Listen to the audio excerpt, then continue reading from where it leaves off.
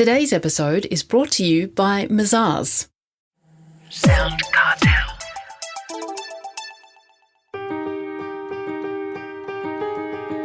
From SoundCartel, I'm Nicole Goodman, and this is Business Essentials Daily.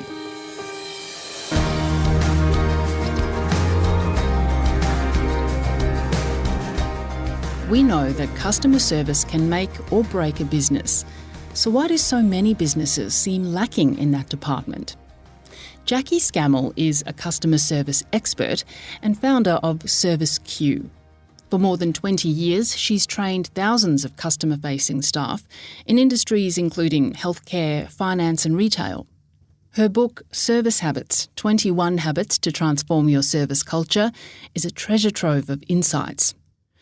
First, Chris Ashmore asks Jaquie whether businesses are finding it hard to prioritise customer service. We tend to focus on the urgent and important in businesses, particularly small businesses, and customer service often doesn't feel like it's urgent.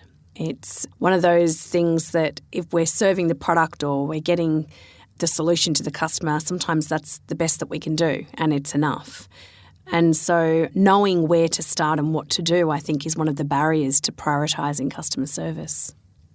Well, maybe an obvious question, Jaquie, but why is customer service so important? Well, it's a feeling, isn't it? You know, when you think about being a customer yourself, when you experience a particular business or brand, you're always measuring up how you were treated. So there's typically three elements to customer service. There's tasks, tangibles, and the treatment. And it's the treatment part, how you feel when you experience a business or brand, that we're always weighing up and judging as customers. And so this is why it's important, because sometimes it's that feeling that's enough to go back to a business or brand, even if we didn't quite get what we wanted. But it can also be the reason why we never go back. Was customer service perhaps easier in days gone by? And if so, why have things changed? Yeah, well, because the world has changed. And I remember having a conversation with you, Chris, years ago, and the lens on customer service was different then to what it is now. When the fabric of society changes the way it has, post-health crisis and pandemic, we, as customers, we want more.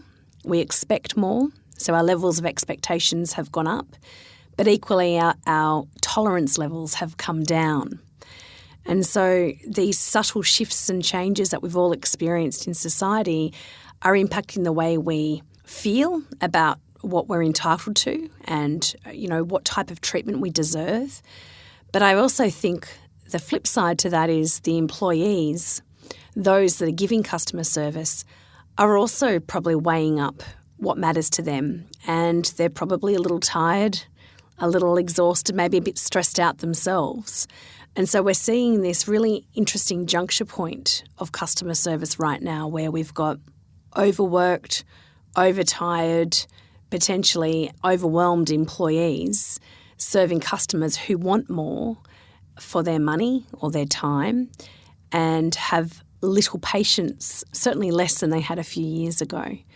So I think it might have been easier in days gone by, Chris, to help people experience a good service, to make people feel good about customer service. But I think the stakes are a lot higher now and the demands are a lot higher.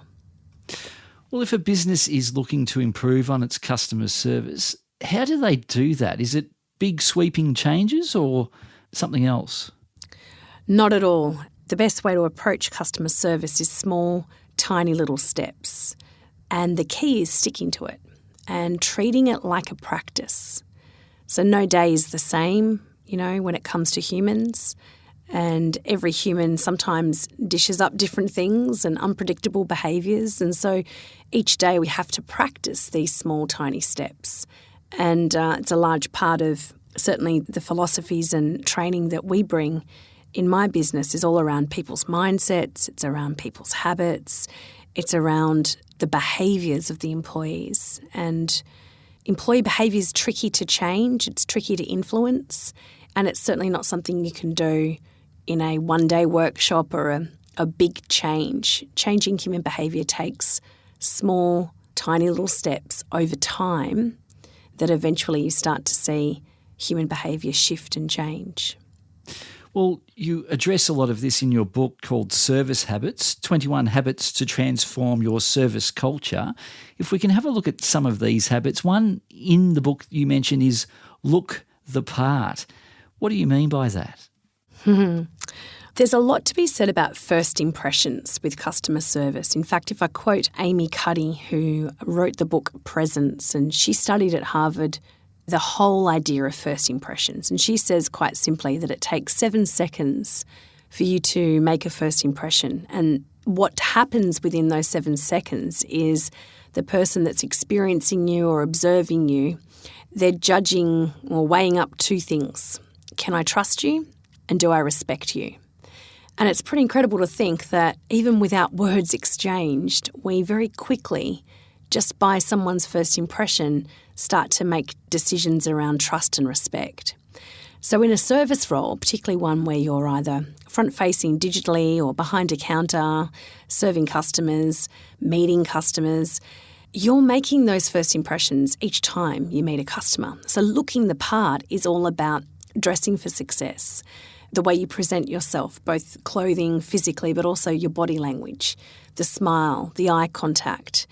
All these tiny little non-verbal cues before you even open your mouth and start speaking is already giving an impression to the customer. And if a customer in those first 7 seconds starts to feel that they respect and trust you, then the interaction may be a little bit smoother. If they don't, then it just is another little hurdle for them to, jump over.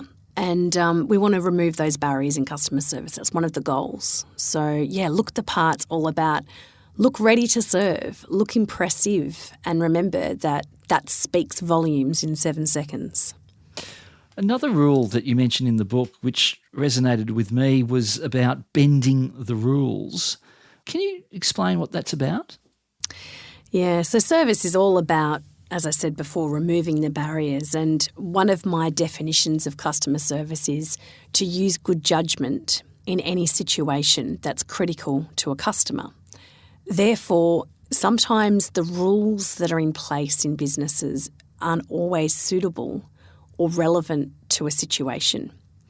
And it's incredibly important that employees and our team members, our staff, feel empowered and have the permission to bend rules, bend the blue rules, to suit a situation because they're making a judgment call that requires something different, some adaptability or flexibility in a scenario.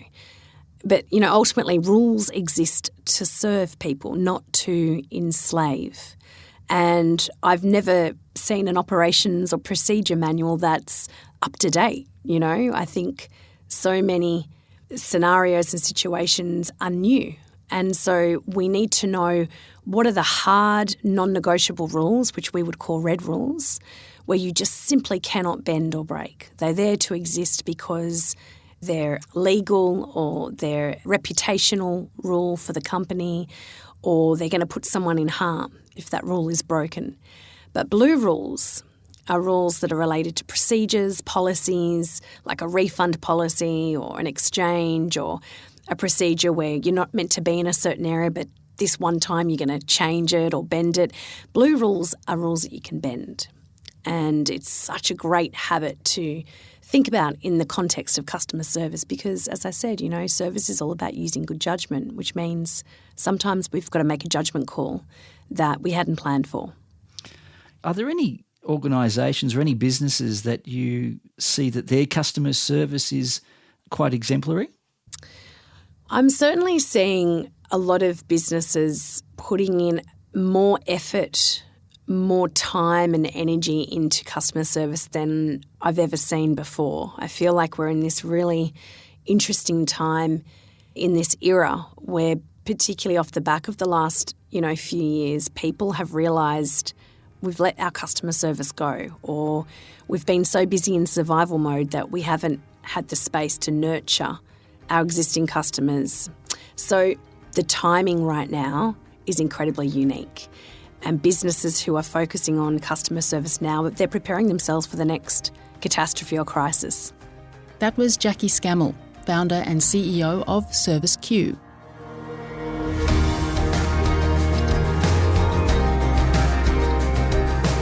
This episode of Business Essentials Daily is produced by the team at SoundCartel. Thanks for listening. I'm Nicole Goodman. We'll bring you more Be Daily tomorrow. Follow @BE Daily Podcast across social media and head to bedaily.com.au for more from the Business Essentials Daily podcast. SoundCartel. This episode was brought to you by Mazars. To find out more, visit mazars.com.au. That's mazars.com.au.